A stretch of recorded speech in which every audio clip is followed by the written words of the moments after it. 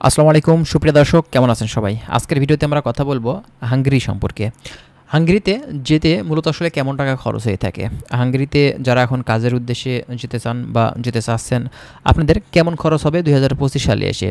এমনকি যারা লেখাপড়া করার উদ্দেশ্যে হাঙ্গেরি দেশটিতে যেতে চাচ্ছেন, লেখাপড়া করার উদ্দেশ্যে আপনি যদি যান বা দেখা যাচ্ছে যে লেখাপড়া করার ভিসা নিয়ে সেখানে যাওয়ার পরে আপনি কাজ করতে চাচ্ছেন, তো সেক্ষেত্রে আপনার কেমন খরচ লাগতে পারে স্টুডেন্ট ভিসা নিয়ে বাংলাদেশ থেকে যেতে? আজকে আমরা বিস্তারিত বিষয়গুলো নিয়ে কথা বলার চেষ্টা করব। যারা আমাদের চ্যানেলে নতুন আসছেন, অবশ্যই হাঙ্গেরি সম্পর্কে আরও বিস্তারিত জানতে আমাদের চ্যানেলটি সাবস্ক্রাইব করে রাখবেন। আমরা নেক্সট টাইমে চেষ্টা করব হাঙ্গেরি সম্পর্কে আরও অনেক ধরনের ইনফরমেশনগুলো আপনাদের মাঝে দেওয়ার।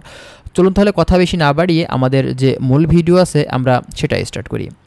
আচ্ছা, প্রথমত আপনাদেরকে বলি যে দেখুন, হাঙ্গেরি কিন্তু একটি সেনজেন কান্ট্রি, ইউরোপের একটি উন্নয়নশীল দেশ। এই দেশটা কিন্তু অনেক ভালো, অনেক সুন্দর এবং এই দেশটি কিন্তু সেনজেনের লিস্টে আসে। তো বুঝতেই পারছেন, যেহেতু সেনজেন কান্ট্রি, এই দেশটিতে আপনি সেখানে গেলে কিন্তু ভালো একটা অ্যামাউন্টের স্যালারি প্রতি মাসে আপনি কিন্তু তুলতে পারবেন। এখন কথা হচ্ছে, আমরা জানতে চাচ্ছি যে হাঙ্গেরিতে বর্তমানে ২০২৫ সালে আমরা যদি ঢুকতে চাই, এক্ষেত্রে আমাদের খরচ কেমন লাগতে পারে বা বিভিন্ন এজেন্সি কেমন টাকা নিচ্ছে। তো আপনারা জানেন যে আমরা যখন বাইরের দেশে যাই তখন কিন্তু বিভিন্ন মাধ্যম হয়ে যায়। হয় সরাসরি আমরা কোনো রিক্রুটিং এজেন্সি ধরি, না হলে স্থানীয় কোনো দালাল ধরি, না হলে দেখা যায় যে নিজের কোনো পরিচিত লোকজন আছে তাদের মাধ্যম দিয়ে আমরা কিন্তু করে থাকি। তবে কথা হচ্ছে ভাই, এখন এই যে আপনার বেশ কয়েকটা ধাপ, এই ধাপে ধাপে আপনার খরচের মাত্রাটাও কিন্তু কম বেশি আছে। আপনি যদি একটা রিক্রুটিং এজেন্সির মাধ্যম দিয়ে যান, সেক্ষেত্রে দেখা যাবে যে আপনার ১০ থেকে ১২ লক্ষ টাকা আপনার খরচ হতে পারে। এবং আপনি যদি নিজের কোনো লোকজন, ভালো কোনো বিশ্বস্ত লোকের মাধ্যম দিয়ে করেন, সেক্ষেত্রে কিন্তু তারা খরচ যদি কম নিয়ে থাকে, সেক্ষেত্রে আপনার ১০-এর নিচেই কিন্তু হয়ে যাবে। কারণ নিজের লোক, এক্ষেত্রে তো ভাই খরচ কিছু কমবে, এটা কিন্তু আমরা স্বাভাবিকভাবেই বুঝতে পারছি। এখন কথা হলো ভাই, আপনার কাছ থেকে সে যদি লাভ করতে চায়, তাহলে তো ভাই আপনার কাছ থেকে ১২ থেকে ১৪ লক্ষ নিতে পারে, তাই না? এটাই হচ্ছে মূলত কথা।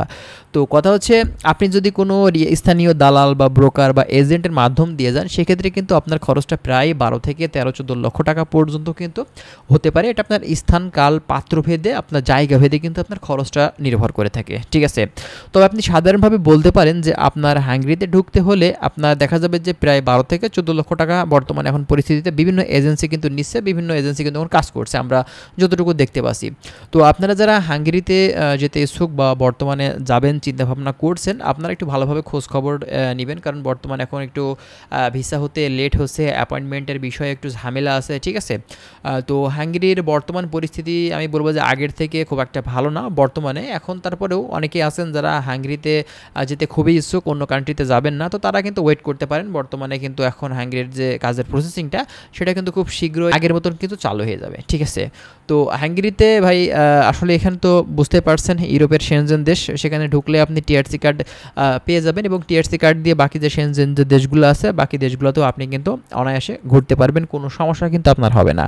তো হাঙ্গেরি ভালো একটি কান্ট্রি, আপনারা কিন্তু ট্রাই করতে পারেন। তবে অবশ্যই ভালো একটা মাধ্যম, ভালো একটা এজেন্সি, নিজের বিশ্বস্ত যদি পরিচিত লোকজন হয়ে থাকে, সেক্ষেত্রে কিন্তু ওইটা সব থেকে বেটার হয়। তো খরচের ক্ষেত্রে বুঝতেই পারছেন, আমরা বিস্তারিত কিন্তু আপনাদেরকে আগেই জানিয়েছি। তো এটা হচ্ছে মূলত কথা। তো যাই হোক বন্ধুরা, আশা করছি বিষয়গুলো ক্লিয়ার হয়েছেন। আরও বিস্তারিত হাঙ্গেরির আপডেট জানতে আমাদের চ্যানেলটি সাবস্ক্রাইব করে রাখবেন। আমরা নেক্সট টাইমে চেষ্টা করবো আরও অনেক ধরনের ইনফরমেশনগুলো আপনাদেরকে দেওয়া। তো ভালো থাকবেন সবাই, আজকে এখানে শেষ করছি। আল্লাহ হাফেজ।